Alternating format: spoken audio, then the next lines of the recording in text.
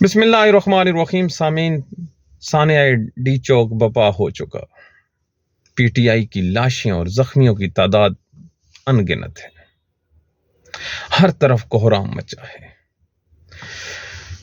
بد نصیب لوگوں نے ان لوگوں کے قافلے کو نہ صرف لوٹا بلکہ ان کی گاڑیوں اور ان کی جو املاک تھی اس کو جلا دیا گیا. کیا ریاست کے باشندے، کیا ریاست کے جو سرکاری ملازم ہیں وہ آگ لگاتے ہیں؟ کیا ملا انہیں یہ آگ لگا کے؟ اور پھر جو لوگ پیچھے ہٹ رہے تھے ان پہ گولیاں چلائیں گے.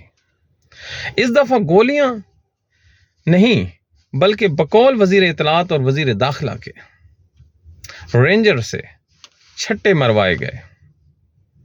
یہ ماڈرن دنیا میں ایک نئی اصطلاح استعمال ہوئی ہے.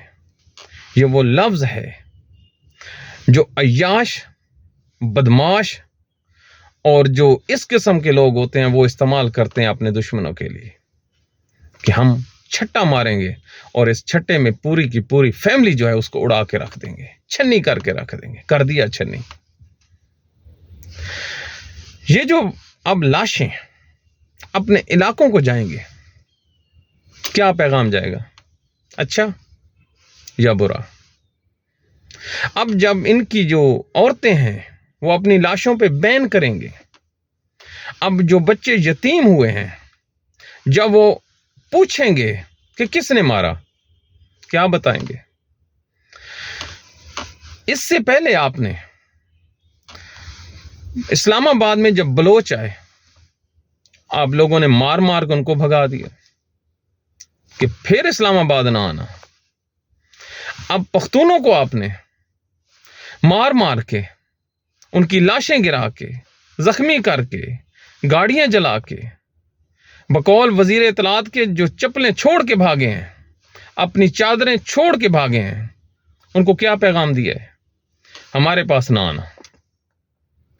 اس سے بڑی شکست اور کیا ہوگی؟ خدا کا خوف کریں، ڈریں اس وقت سے جب لوگ اسلام آباد آنا چھوڑ دیں. اس ٹائم اینڈ ہو جاتا ہے. کیا یہ جو مظاہرے تھے پی ٹی آئی کا، انڈیا میں جو سکھوں کا جلوس تھا، جو وہاں کے لال قلعے پہ چڑھ گئے تھے، انہوں نے انڈیا کا جو ترنگا ہے لال قلعے پہ اس کو گرا دیا تھا، کیا انہوں نے چھٹے مارے تھے؟ آپ لوگوں نے تاریخ سے نہ سیکھا ہے، نہ پڑوسیوں سے کوئی سیکھا ہے. کیا ہو جانا تھا اگر 2-3 دن بیٹھ جاتے؟ یقین کریے 2 دن بھی انہوں نے نہیں بیٹھنا تھا، یہ سردی کی وجہ سے واپس چلے جانے تھے.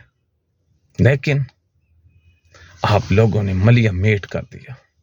آپ لوگوں نے نفرت کی وہ دیواریں چنوا دی ہیں، یہ اب نہیں مٹنے والے. اب کرو حکومت، کرو حکومت تا قیامت کرو.